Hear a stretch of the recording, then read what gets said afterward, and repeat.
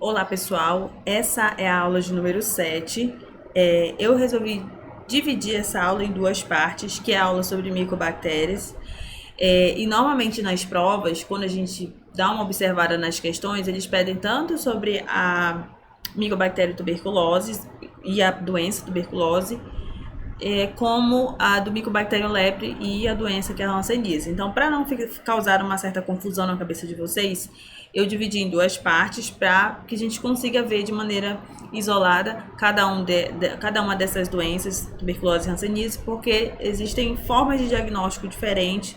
O tratamento ele também é um pouquinho diferente, certo? Então é interessante, eu achei interessante melhor para em relação à aprendizagem separar essas duas doenças, tá?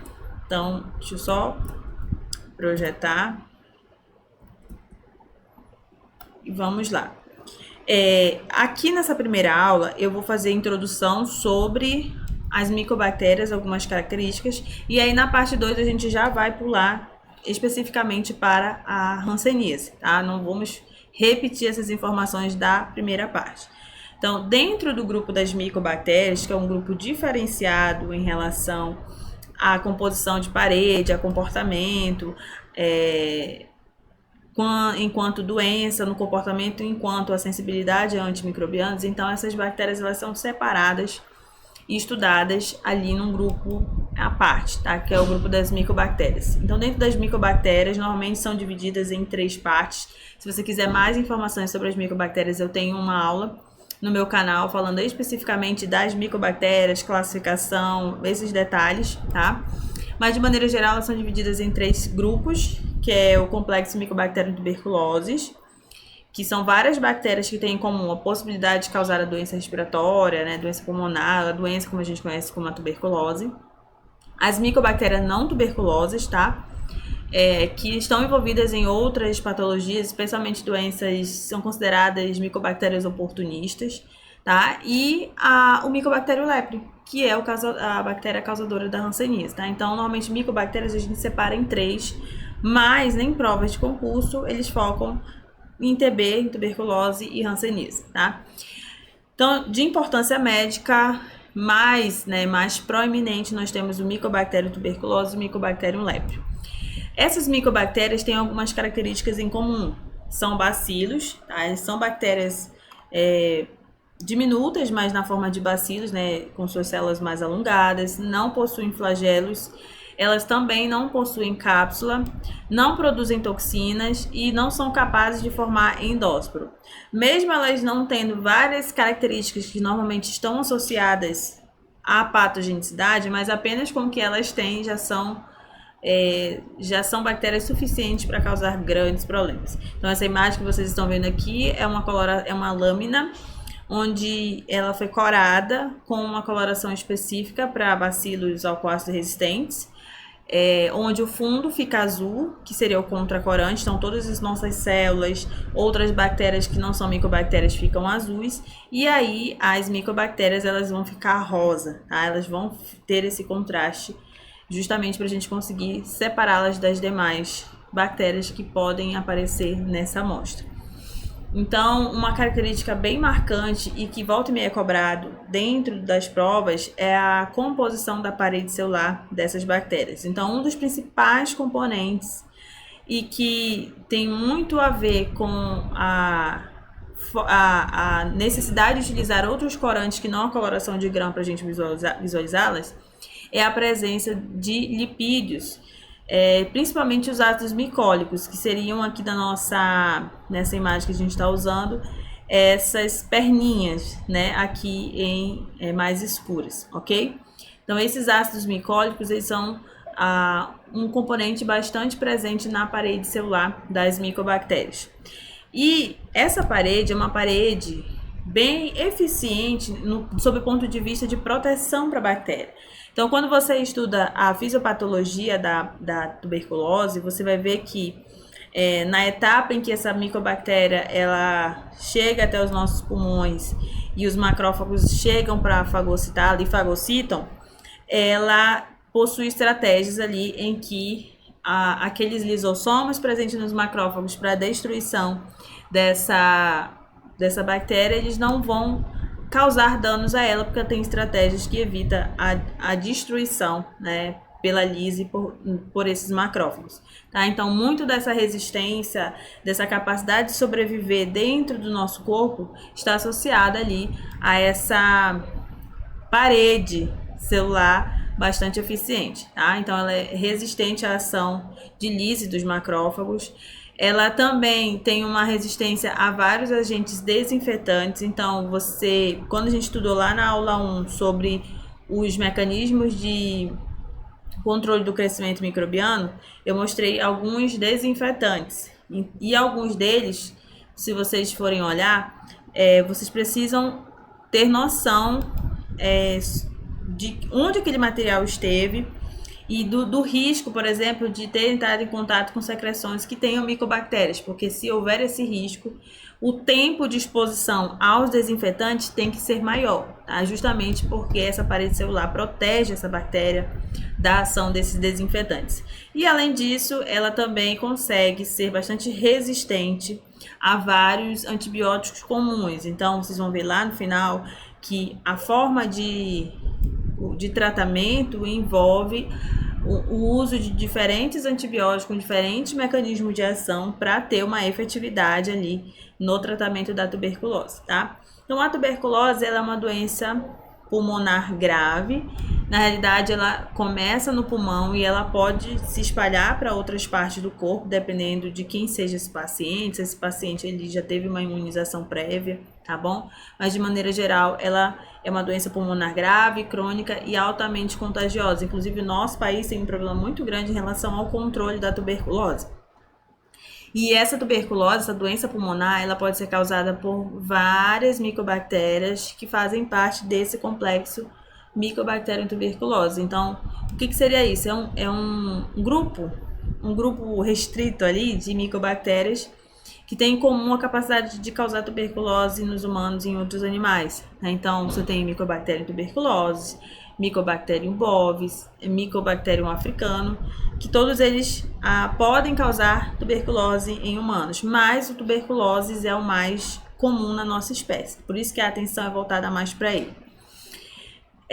A pessoa ela adquire a tuberculose quando ela entra em contato, como mostra a nossa imagem aqui, com alguém que libera esse bacilo no momento da fala, da tosse ou do espirro, pelos aerossóis, né, por pequenas gotículas de secreção no momento dessas ações que eu citei. Então, essas pequenas gotículas, elas são inaladas e aí, por ela ser uma bactéria muito pequenininha, ela consegue ultrapassar as nossas barreiras físicas, como os pelos, muco, enfim, e aí consegue chegar até o nosso pulmão, tá? Aqui eu resumi um processo, digamos assim, um ciclo de infecção, mas se você quiser alguns detalhes a mais, você pode dar uma olhada no meu canal, que tem uma aula de TB. Mas, de maneira geral, começa, como eu falei anteriormente, uma pessoa doente transmite o bacilo para uma pessoa sadia, tá? Essa pessoa vai inalar esse bacilo e aí o que acontece? Dependendo de quem seja o paciente, você pode ter alguns caminhos diferentes. Então, pode ser que ocorra uma resposta imune super favorável e aí essa quantidade de micobactérias inaladas não seja suficiente para causar a doença, mas você pode, né, essa pessoa ela pode ficar o que a gente chama de infecção latente pelo Mycobacterium tuberculose. Então ela não tem a TB doença, mas ela está com o bacilo ali dentro, tá? No seu pulmão. E aí começa aquele processo de infecção e de formas de evasão dessa bactéria para que ela continue ali naquele local, tá? Então, essa bactéria ela vai ser fagocitada pelos nossos macrófagos, mas, como eu falei anteriormente, ela tem estratégias para não deixar com que o macrófago a elimine, cause lise. Então, ela vai começar a se multiplicar dentro do macrófago e aí vai virando uma bola de neve, né? Na verdade, ela vai chegar várias células de defesa ali naquele local, porque o corpo vai detectar a presença de algo estranho e aí ela vai formar o que a gente chama de granuloma, tá? Que é uma rede ali de células de defesa misturado com fibroblastos, diferentes classes, né, diferentes famílias de células de defesa vão estar ali tentando conter a infecção naquele ponto. E o que vai definir se aquilo vai ficar contido ou se aquilo vai romper, se espalhar e se transformar na doença é esse equilíbrio aqui que mostra nessa balança entre o sistema imunológico da pessoa e a quantidade de micobactérias, o grau de patogenicidade, né, dessa bactéria. Isso tudo vai ser uma espécie de balança. E aí, dependendo de como seja, para que lado essa balança vai pender mais, né? Vai haver o desenvolvimento da doença, né? Que é o que acontece aqui. Então, em situações como o caso de pacientes que têm HIV, são desnutridos, tem alguma outra doença pulmonar grave, esse granuloma ele vai se romper. E aí ele vai liberar aquele monte de bactéria que se multiplicou lá dentro e ela vai fazer isso em outra parte do pulmão. E aí quando há esse rompimento, essa desintegração do granuloma, você tem um paciente sintomático. Aí sim, esse paciente vai começar a apresentar os sintomas característicos da TB, principalmente respiratória, né, que é a famosa tosse. Então, a tosse ela é o sintoma predominante na tuberculose. Pode ter secreção ou não, mas outras coisas que estão associadas, febre vespertina, dor torácica e sudorese noturna, tá? São alguns sintomas comuns. Em casos em que essa tuberculose sai do pulmão e se espalha para outros órgãos, você também tem outros sintomas, tá? Então, você pode ter um comprometimento ali do sistema linfático. Existe, por exemplo, uma meningite tuberculosa, ou seja, aquela bactéria ela vai se instalar lá na região daquelas membranas que recobrem o nosso sistema nervoso ali, né? As meninges, aí pode causar meningite porque ali não é para ter bactéria. Você pode ter uma infecção urinária decorrente também da chegada dessa bactéria lá na bexiga, então vão ter sintomas extrapulmonares, tá? E, infelizmente, também pode acontecer tuberculose em crianças. E nas crianças, os sintomas eles são um pouco diferentes. Então, a criança pode ter baixo ganho de peso, ela vai ser uma criança mais cansada, a tosse também vai aparecer, mais irritada, dificuldade de respirar e a palidez, tá? Então, percebam que não é só a tosse, dependendo de qual seja o nível de digamos assim, espalhamento, né, de onde essa bactéria conseguiu chegar, você vai ter sintomas característicos, tá bom? Em relação ao diagnóstico, aparece também, além de questões sobre composição da parede, sobre o diagnóstico da TB. Então, quando você olha as diretrizes terapêuticas e o protocolo clínico da TB, ele dá uma lista de exames, de análises que podem ser feitas para chegar ao diagnóstico da TB, tá? Então pode ser um diagnóstico clínico, onde apenas através dos sinais e sintomas o médico consegue, né, chegar que é a tuberculose, mas quando ele não é conclusivo, você precisa, na realidade, excluir a presença de outras doenças que tenham sintomas semelhantes. Então, existem algumas doenças pulmonares causadas por fungos, tá? Paracoccidioidomicose e histoplasmose, que são micoses sistêmicas, elas também têm sintomas semelhantes a TB. Então, é necessário fazer esse diagnóstico diferencial. Então, por isso que só o clínico pode ser falho, tá? Se houver uma infecção por outros micro-organismos que causem sintomas semelhantes. E aí, o diferencial é o quê? O diagnóstico bacteriológico, onde você vai aliar sinais e sintomas do paciente com os resultados da baciloscopia, o teste rápido molecular e a cultura. Lembrando que nem sempre os três vão ser feitos, vai depender muito se é uma tuberculose, se é um escarro, se essa amostra veio de um escarro, se essa amostra é de um outro tecido, tá? Então, existem caminhos diferentes a seguir dentro do diagnóstico bacteriológico, dependendo do tipo de amostra. Por imagem, ou seja, o médico pode pedir, por exemplo, uma radiografia pulmonar. O histopatológico, quando há uma doença pulmonar, e aí lembra que eu falei do diferencial, fazer o diferencial? Então, pode ser que o histopatológico ajude a verificar outras doenças pulmonares que não seja tuberculose, né? E essa parte dessa análise do tecido propriamente dito, você consiga ver ali características que seja da TB ou não, E a prova tuberculínica, quando se há uma suspeita de uma infecção latente em adultos e em crianças, ou para verificar a tuberculose ativa somente em crianças, tá bom? Lógico que eu vou focar especificamente no bacteriológico, tá? Mas se vocês quiserem os detalhes dos outros métodos, nesse protocolo clínico e diretrizes terapêuticas da tuberculose tem todas as informações, tá? Então, quando há uma suspeita de tuberculose pulmonar ou laríngea, qual é o caminho que tem que se seguir?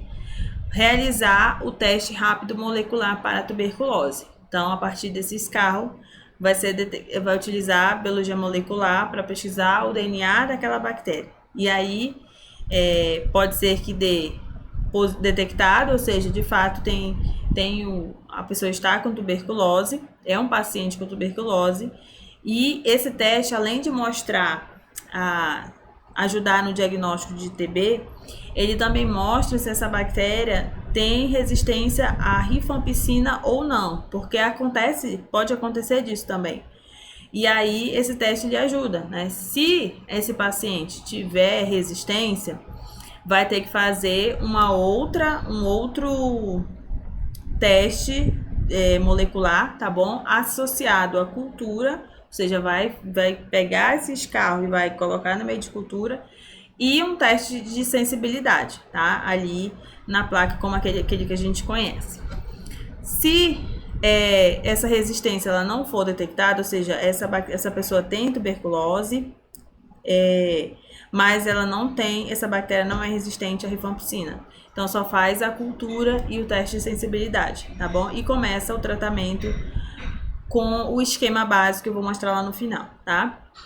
E aí, do outro lado, caso nesse primeiro teste não for detectado no teste molecular o Mycobacterium tuberculose, tá?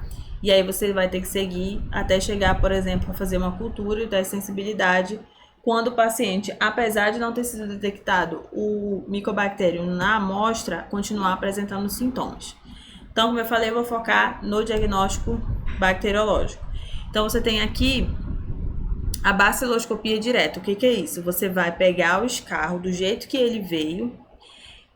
Você pode também fazer isso com outros materiais biológicos, né? Mas, de maneira geral, o escarro é o nosso modelo aqui de amostra para falar desse teste. Então, você vai pegar o escarro do jeito que ele veio, vai ser feito um esfregaço e vai ser feita uma coloração, a coloração de Zielnitzia, como a gente viu lá na aula 2, na aula de colorações, tá bom?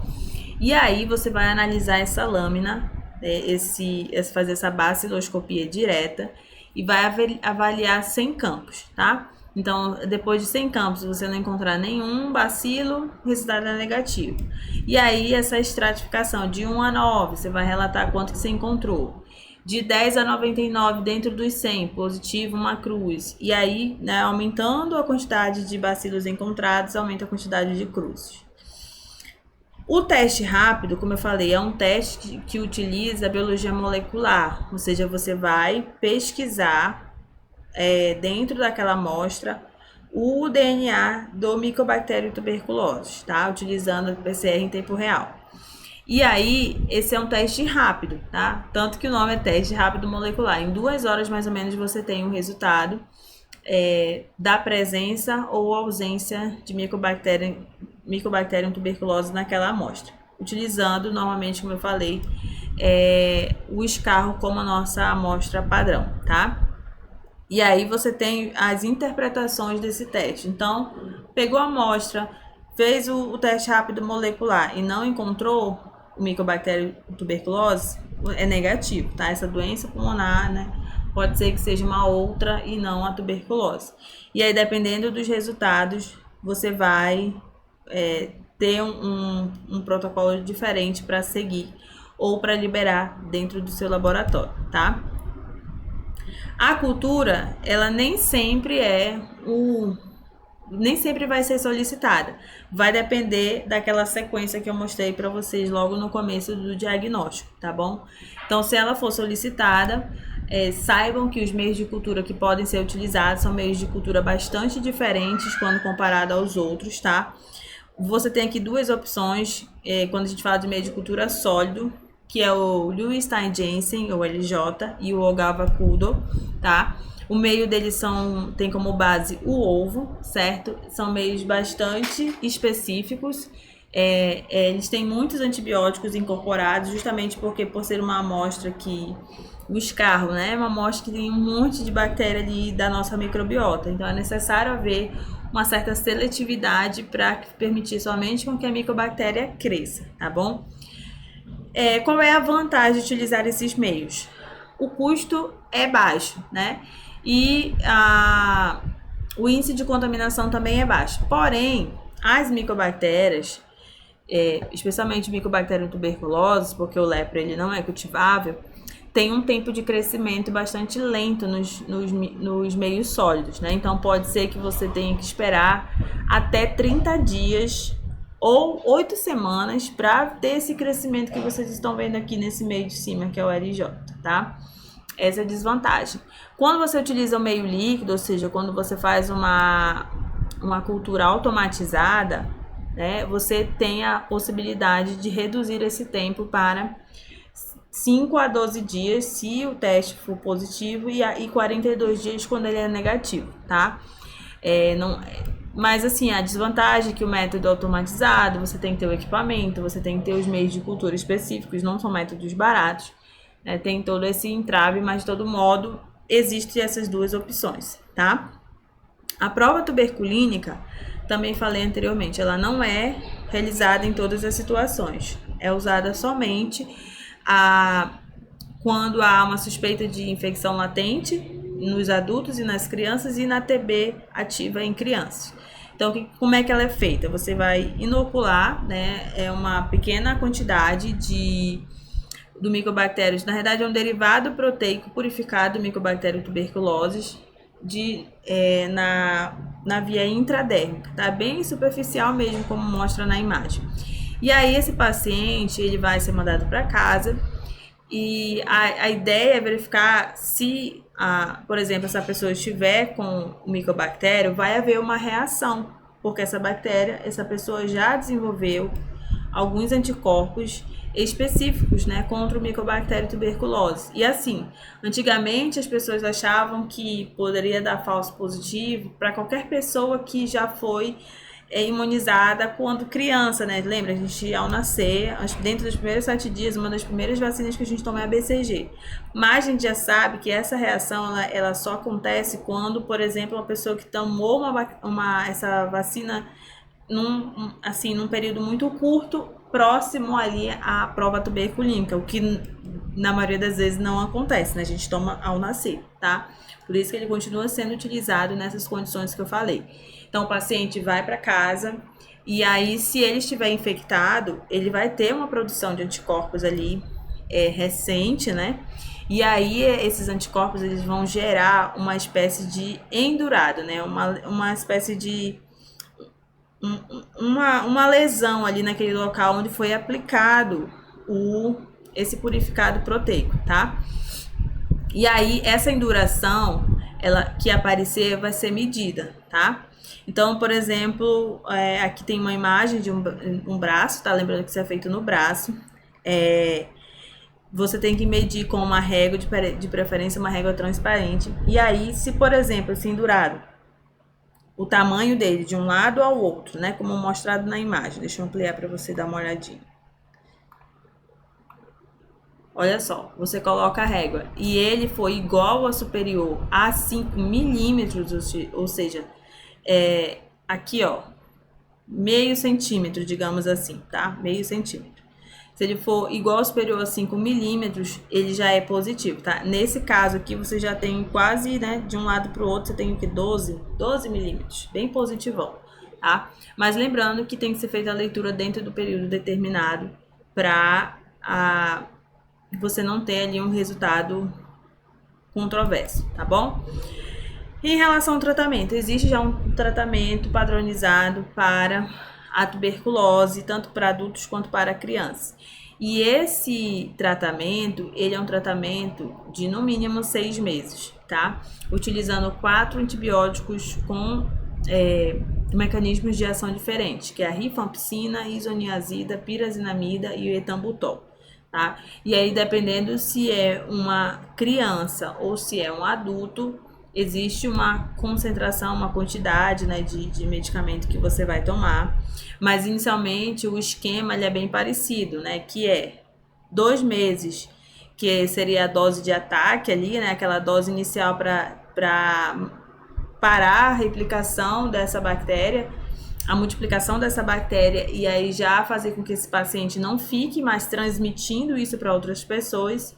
E aí os próximos 4 meses é de fato para eliminar o bacilo de vez daquela pessoa, tá? Mas isso só consegue se o paciente fizer todo o esquema terapêutico de forma completa, tá bom? Em relação a TB, a micobactéria, é basicamente isso, porque normalmente é cobrado. Nós vamos agora para a parte 2, que é para falar da hanseníase. Então, vamos lá para a próxima aula.